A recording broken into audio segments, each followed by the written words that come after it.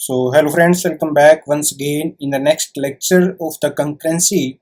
And in today's lecture we will discuss about what is the advantages, what is disadvantages of the concurrency, and what is synchronization, asynchronization, and what is serial and concurrent queue we use. So in my previous lecture I have already discussed what is the concurrency, and if you did not watch my previous lecture of the concurrency, I have given the link in the description box, so you can check before watching this video. You know that in concurrency we achieve multiple tasks at the same time. So we discuss here advantages of the concurrency.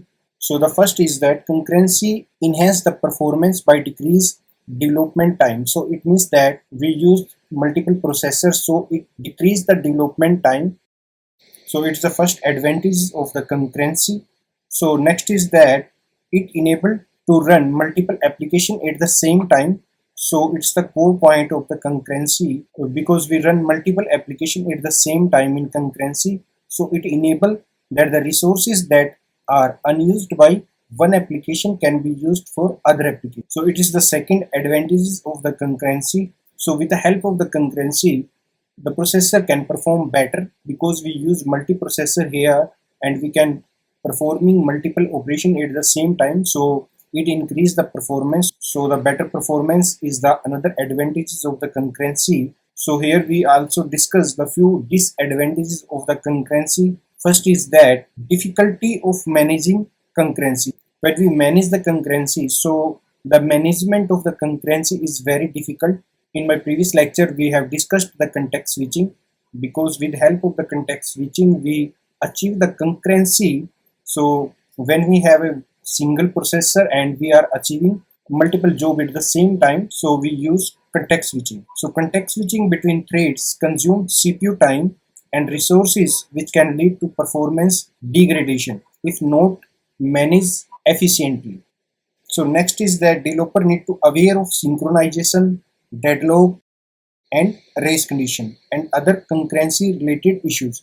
So all these points are the weak point of concurrency, because when we are performing multiple job at the same time, so we face this type of the problem in concurrency. So next is that what is the deadlock, what is the race condition.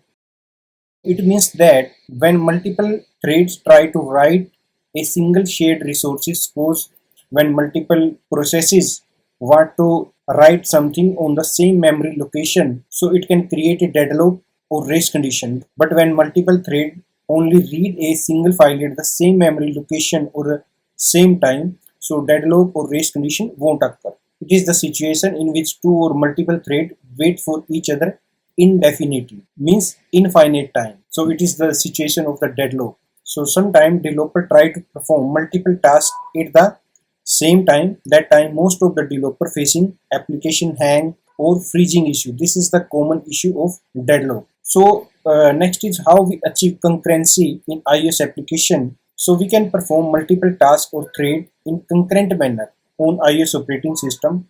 So this process is called concurrency. So you would know better about the concurrency, because in concurrency we perform multiple tasks or threads at the same time. So in iOS application, so in different way we can implement and manage concurrency. So multi-threading can be achieved in different way in iOS application. So creating and managing thread manually. So it is the first way to create and manage thread manually for achieving multi-threading. And next is we use GCD, Grand Central Dispatch. So with the help of the GCD we can also achieve multi-threading. And next is NS operation queue. So with the help of the NS operation queue we can also achieve multi-threading. And in Swift 5.5 we also introduce modern concurrency in Swift. So with help of the modern concurrency we can also achieve multi-threading. So we will discuss one by one how we achieve concurrency. So first of all we will discuss how we can create and manage thread manually. So manual thread creation is a very raw API for multi-threading implementation. In a manual thread creation we work at very root level. In manual thread creation it is left to the developer to manage all concurrency. So developer need to create and manage the thread. So all the responsibility of the developer here for managing and creating the thread. So here not system manage anything for the thread, only developer manage everything for the thread. So developer need apply the operation on thread like start, cancel, delay, stack size. So all these are performed by developer.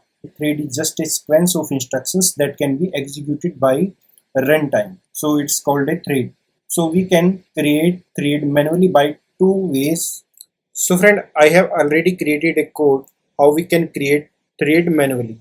So friend, here is a code and we can create a manual thread by two ways. So first is that without the start of the thread. So here thread will be start automatically. We are not using any separate line for starting of the thread. So when we are creating it, so it automatically will be started.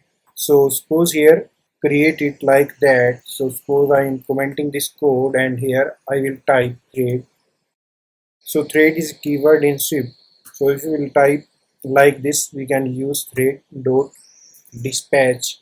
So you can type here like that, dispatch new thread. So we will type here thread dot, you can pick here detach new thread selector like that, and here you can type the method. So I am using here this method, so you can type here like that, and in selector you can use here self and with init. So here you can use here self, and in this you can type here nick. So this is the way, like that you can create thread manually. So I am uncommenting this code and run this code and check what will be the output for it. So you can check that the welcome in custom thread is printing here, because in selector we are calling a print message method. So print message function we are calling in selector. So it will be called, and here welcome in custom thread is printing here. And the second way, if I am commenting this line, so second way is this. You can like this, you can create a thread. So here I am starting the thread, but in the previous method we are not starting the thread. But so if I not use thread dot start, so it will not work without this. So thread will be start when we call thread dot start here. So it's not working because I did not call thread dot start. So suppose I am uncommenting this code and now I am running the code. It's printing the code here, because like this we can also create. So it's a second way. So like this we can create manually, and we can also perform other operations of the thread we have discussed, but it's not recommended by Apple. We have other options for creation of the thread, and all the management of the thread is handled by system. So we will prefer that other way. So we should be used for management of the thread and creation of the thread. So here are some disadvantages of manual thread creation. So here developer are responsible to create new thread and for manage created thread with system condition. So here the developer are responsible according to the system conditions. He will create all the threads. If thread is not properly managed, then it can case of memory leak in the app. So you know that developer will handle all the management of the thread. So if it not properly managed, then it case of the memory leak in the app. So developer need to deallocation once they have finished executing. So you know that here we are not using any type of the ARC.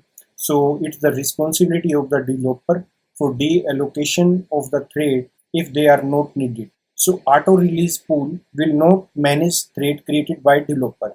Auto release pool we will discuss in minutes. So auto release pool we will discuss in GCD, and here you can consider that auto release pool will not manage thread created by developer. So developer need to maintaining the order of executing. So because developer is handling everything of the thread, so developer need to maintaining the order of executing. So the next is GCD. So friend, GCD we will cover in the next lecture of the concurrency. So I hope this video is helpful. So if you like this video, please like, share and subscribe the channel. Thanks for watching.